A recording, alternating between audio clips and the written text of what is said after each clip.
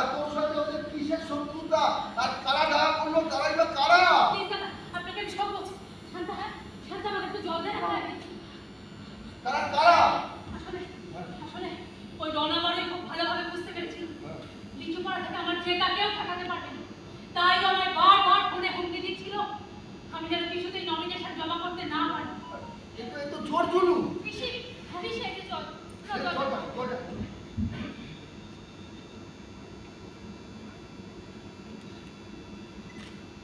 তারপর বলছি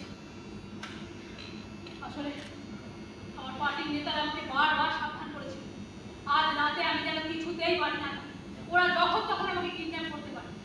কিন্তু আমি সেসবে পাত্তা দিই।